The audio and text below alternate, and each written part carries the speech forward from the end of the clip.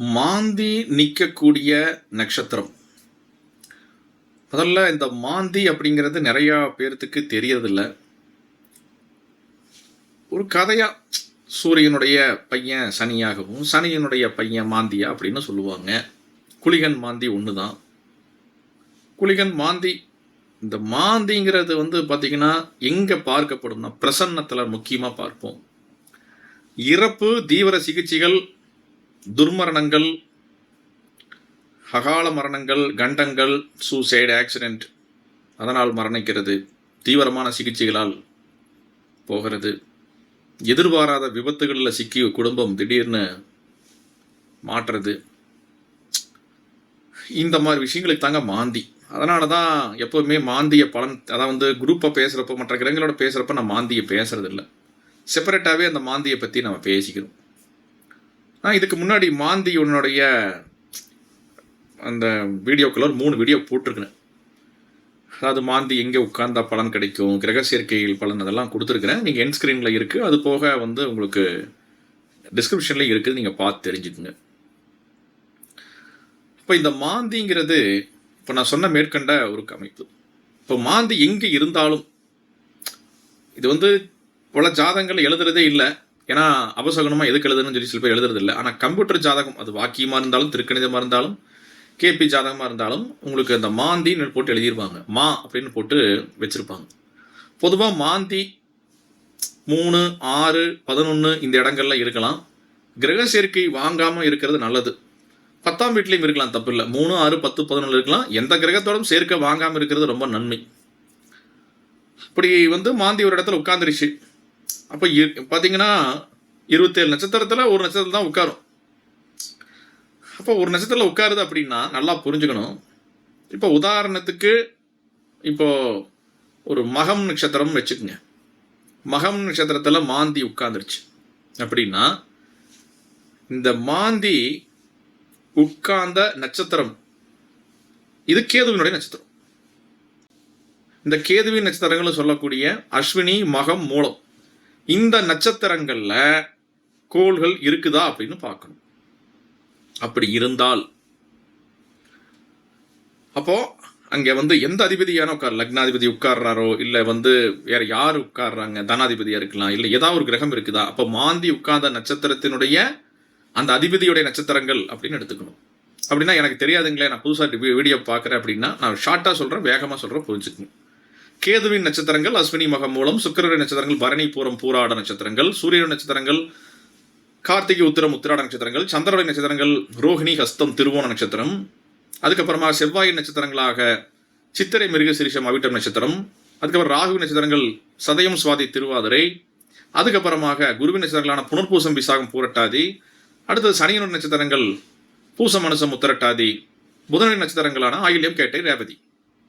இந்த 9 கிரகங்களுக்கும் 3 நட்சத்திரம் இருக்கு. அப்போ நான் ஒரு நட்சத்திரத்தை சொல்றேன் அப்படின்னா, இப்போ அந்த மாந்தியோட நட்சத்திரம் சொல்றேன் அப்படின்னா, அப்போ இந்த நட்சத்திரத்துக்கான காம்பவுண்டை நான் இப்போ நீங்கள் சொல்லியிருப்பேன். ஏற்கனவே ஜோட அன்பர்கள் எளிதாக புரிஞ்சுக்குவீங்க. புதுசாக பார்க்குறவங்க இப்போ நான் சொன்னதை கொஞ்சம் எழுதி வச்சுக்கிட்டிங்கன்னா உங்களுக்கு ஈஸியாக புரியும். அப்போ மாந்தி, இப்போ ஒரு உதாரணம், அடுத்த உதாரணமே சொல்கிறேன். மாந்தி அவிட்டத்தில் உட்காந்துட்டார். அப்போ அவிட்டம்ங்கிறது எந்த நட்சத்திரம் சொல்லிக்கிறேன் இப்போ பேசுகிறப்ப உங்களுக்கு வரிசையாக வேகமாக சொல்கிறப்போ அது செவ்வாயோட நட்சத்திரம். அந்த காம்பவுண்ட் என்ன? சித்திரை, மிருகசீரிஷம், அவிட்டம். அப்போ அந்த சித்திரை, மிருகசீரிஷம், அவிட்டம் நட்சத்திர காம்பவுண்டில் ஒரு நட்சத்திரம் உட்காந்துட்டாருன்னா, அப்போ அதே சித்திரை, மிருகசீரிஷம், அவிட்டத்தில் ஒருத்தர் உட்கார்றாருன்னு வச்சுக்கோங்க, அந்த அதிபதியை இந்த மாந்தி பாதிக்க செய்யும். நிச்சயமாக கன்ஜெக்ட் பண்ணும் ஆட்டோமேட்டிக்காக.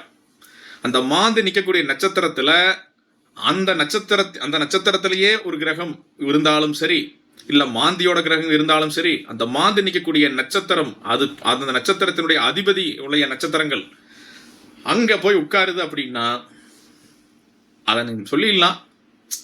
அந்த காரகம் இதுக்கு முன்னாடி துர்மரணங்களாகவோ சிகிச்சைகளாகவோ எதிர்பாராத கண்டங்களையோ சுமக்குது அப்படின்னு புரிஞ்சுக்கணும். அது சுமக்குதா இல்லை சுமந்ததா அப்படிங்கிறது ஜாதகம் தான் தீர்மானம் பண்ணும். அது ஜாதகம், அது கணக்கு இருக்கு. ஆனால் பாதிக்கப்பட்டிருக்கும். ஏன்னா நம்மகிட்ட வயசை பொறுத்தானே கணக்கு வேலை செய்யும். ஒருத்தர் தன்னுடைய அம்மாவை இளம் வயதிலேயே அதை இழந்திருப்பார். ஒருத்தர் மத்திய வயதில் இறப்பார். இன்னொன்று பார்த்தீங்கன்னா இன்னும் அதிகமான வயதில் கூட 60 வயதில் கூட அம்மா வாழ்ந்துட்டு இருப்பாங்க. அதுக்கப்புறம் கூட அப்போ இதெல்லாம் ஐடென்டி பண்ணலாம். அப்போ அந்த அந்த ஒரு கணக்கில் வந்து அவங்களுடைய வர்க்கத்தில் நடந்த துர்மரணங்கள் ஏதாவது இருந்தாலும் அது ஒர்க் அவுட் பண்ணும். அந்த மாந்தியினுடைய நட்சத்திரத்தில் இருக்கிற, அதாவது அந்த தொடர்பு இருக்கிற அந்த நட்சத்திரம், இப்போ நான் இப்போ சொன்னோம் பார்த்தீங்களா, அவிட்டத்தில் ஒரு சூரியன் இருக்காருன்னு வச்சுக்கோங்க. அவிட்டத்தில் சூரியன் இருக்கு, மாந்தி அதே அவிட்டத்தில் இருக்கு, அதுவும் ஒரே கணக்கு தான். சித்திரையில் சூரியன் இருக்கார், அப்பவும் அதே கணக்காக வேலை செய்யும். ஏன்னா செவ்வாய் நட்சத்திரத்தோட ஒன்று சேர்ந்துக்கும். மிருகசீரிஷம் நட்சத்திரத்தில் அப்பவும் ஒன்று சேர்ந்துடும் சூரியன். நம்ம அந்த சூரியன் அப்போது அந்த காம்பவுண்டில் இருக்கக்கூடிய கணக்கை நம்ம அந்த 3 நட்சத்திர கணக்கை கரெக்டாக எடுத்தால் தான் இது புரியும். அந்த 3 நட்சத்திரங்கள், ஒவ்வொரு கிரகத்துக்கும் ஒரு 3 நட்சத்திரங்கள் இருக்குது.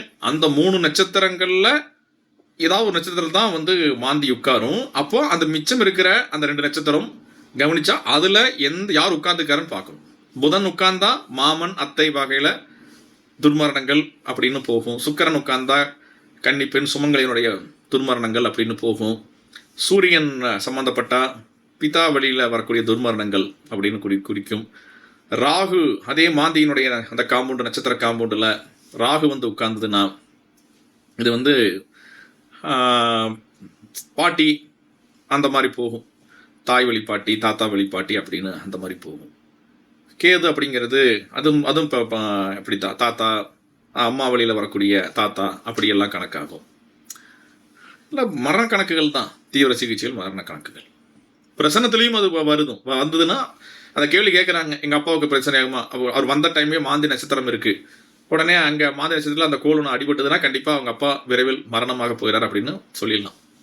அவருடைய தந்தை ஏதோ ஒரு சிக்கலில் சிக்க போகிறாருன்னு தெரிஞ்சிடும். அப்போது பிரசன்னத்துக்குள்ளேயும் இந்த மாந்தி உதவும். மாந்திக்கக்கூடிய நட்சத்திரத்தில் கிரகங்கள் இல்லாமல் இருப்பது மிக மிக நலம்.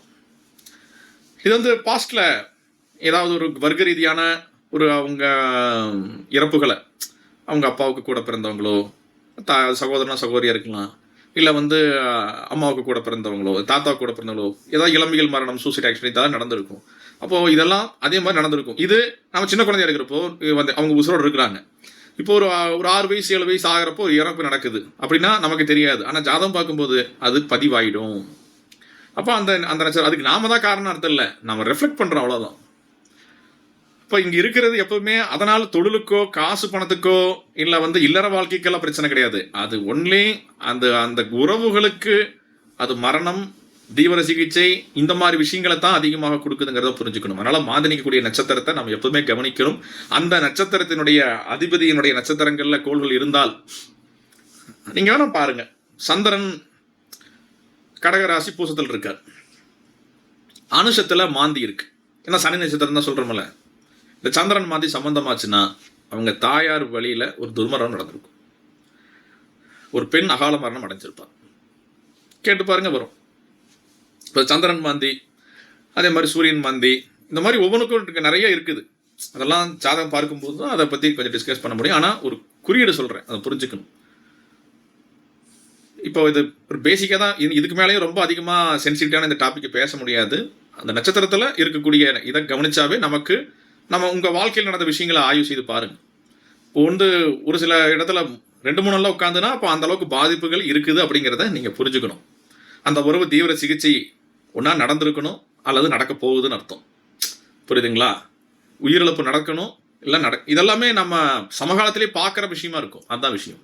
அது நடந்திருக்கா நடக்கலையா அப்படிங்கிறது அவங்களுடைய வயசை பொறுத்து தான் அதை தீர்மானம் பண்ண முடியும். ஆனால் பாதிக்கப்படுதான்னு கேட்டிங்கன்னா நிச்சயமாக பாதிக்கப்பட்டுடும். அதில் மாற்றமே இல்லை. கமெண்ட்ஸ் பண்ணுங்கள். நன்றி, நமஸ்காரம்.